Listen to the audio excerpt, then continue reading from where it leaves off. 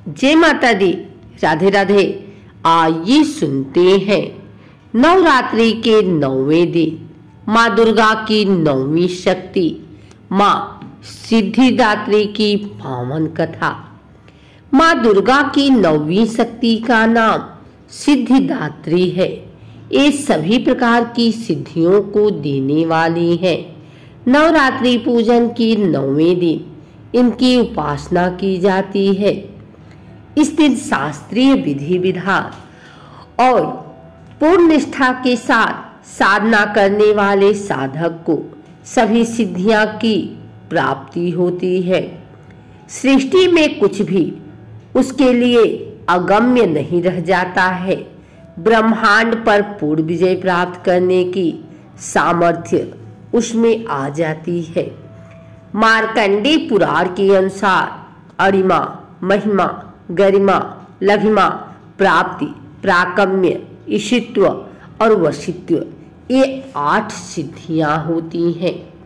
ब्रह्म वैवर्त पुराण के श्री कृष्ण जन्मखंड में यह संख्या 18 बताई गई है।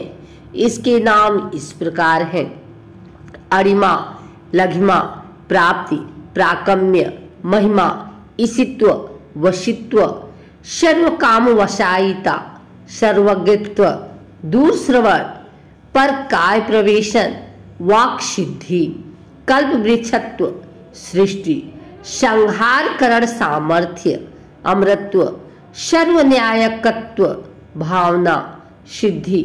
माँ सिद्धिदात्री भक्तों और साधकों को ये सभी सिद्धियां प्रदान करने में समर्थ हैं। देवी पुराण के अनुसार भगवान शिव ने इनकी कृपा से ही इन सिद्धियों को प्राप्त किया था।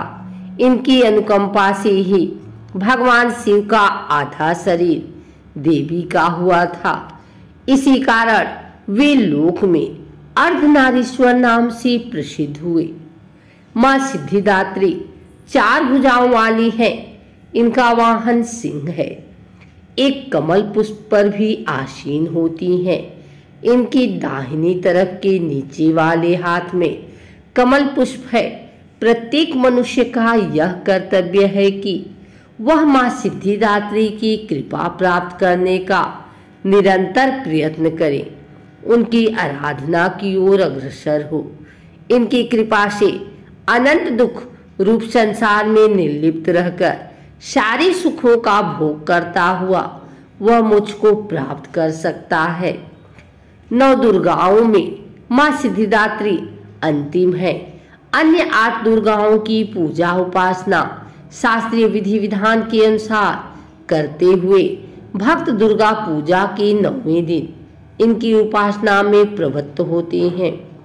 इन सिद्धिदात्री माँ की उपासना पूर्ण कर लेने के बाद भक्तों और साधकों की लौकिक, पारलौकिक सभी प्रकार की कामनाओं की पूर्ति हो जाती है। सिद्धिदात्री माँ की कृपा पात्र भक्त के भीतर कोई ऐसी कामना शेष बचती ही नहीं है जिसे वह पूर्ण करना चाहे। वह सभी सांसारिक इच्छाओं, आवश्यकताओं और स्पृहाओं से ऊपर उठकर मानसिक रूप से माँ भगवती के दिव्य लोकों में विचरण करता हुआ उनकी कृपा रस पीयूष का निरंतर पान करता हुआ विषय भोग शून्य हो जाता है। माँ भगवती का परम सानिध्य ही उसका सर्वस्व हो जाता है। इस परम पद को पाने के बाद उसे अन्य किसी भी वस्तु की आवश्यकता नहीं रह जाती। माँ के चरणों का यह सानिध्य प्राप्त करने के लिए हमें निरंतर नियमनिष्ठ रहकर उनकी उपासना करनी चाहिए। माँ भगवती का स्मरण, ध्यान, पूजन हमें इस संसार की असारता का बोध कराते हुए वास्तविक परम शांतिदायक अमृत पद की ओर ले जाने वाला है। इनकी आराधना से जातक को अणिमा, लघिमा, प्राप्ति, प्राकम्य, महिमा, ईशित्व, सर्व कामवशायिता, दूरश्रवण, परकामा, प्रवेश, वाक्सिद्ध, अमरत्व, भावना, सिद्धि आदि समस्त सिद्धियों, नौ निधियों की प्राप्ति होती है। आज के युग में इतना कठिन तप तो कोई नहीं कर सकता, लेकिन अपनी शक्ति अनुसार जब तप पूजा अर्चना कर कुछ तो माँ की कृपा का पात्र बनता ही है। प्रत्येक सर्वसाधारण के लिए आराधना योग्य यह श्लोक सरल है और स्पष्ट है। माँ जगदम्बे की भक्ति पाने के लिए इसे कंठस्थ कर नवरात्रि में नवमी के दिन इसका जाप करना चाहिए। या देवी सर्वभूतेषु माँ सिद्धिदात्री रूपेण संस्थिता नमस्तस्यै नमस्तस्यै नमस्तस्यै नमो नमः। और हे माँ सर्वत्र विराजमान और माँ सिद्धिदात्री के रूप में प्रसिद्ध अम्बे, आपको मेरा बार बार प्रणाम है, या मैं आपको बार बार प्रणाम करती हूँ।